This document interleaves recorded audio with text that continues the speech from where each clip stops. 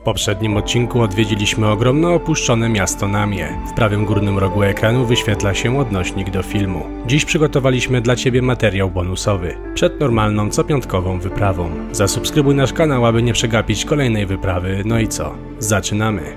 No i przeszliśmy przez całą tą stronę Namie, która jest głównie otwarta, tak? Zamieszkała. Za nami, tego już nie będziemy Wam pokazywać, miejsce, w którym ostatnio jedliśmy. Taka dzielnica handlowa, a przed nami? Droga numer 6, czyli droga przebiegająca przez całą strefę. A za drogą numer 6 mała niespodzianka. Mała niespodzianka. A tutaj czai się nasza niespodzianka, czyli amerykańskie samochody prosto z Japonii. Ale powiem Ci, jak się na to patrzy, to jest moc. Coś niesamowitego, co? Ale to jest karawan. tylko zobaczcie, w jakim stylu jest ten karawan. Cały pozłacany, Feniks na górze. Kogut jakiś złoty z tymi. No, kogut. No to jest chyba kogut. Zaraz przede mną jakiś Cadillac. Obok limuzyna, również Cadillaca.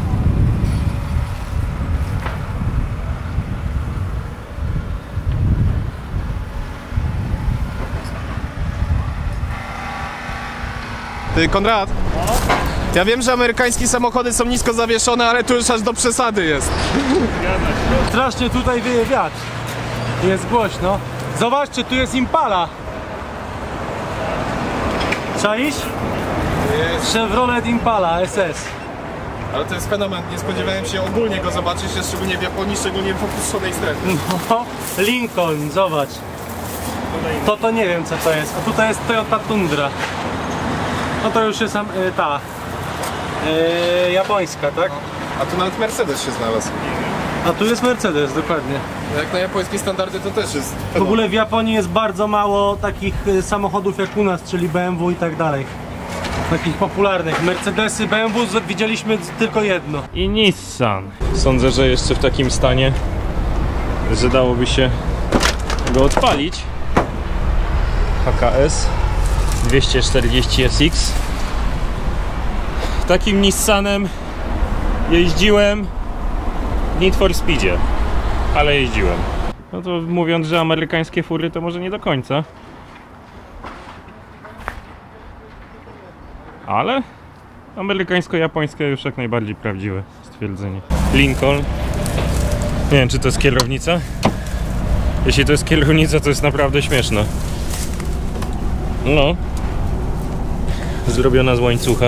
Jeszcze Yamaha, ten skuter wodny tutaj został. Masakra. I to dosyć dziwny Ford.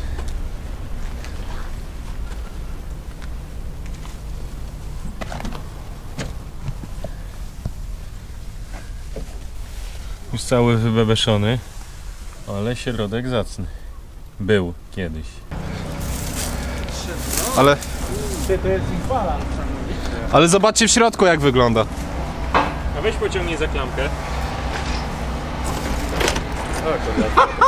Ale jaja, co? Ale mi się 5-latek włączył. Ja! Jaka kierownica w ogóle. Niesamowite.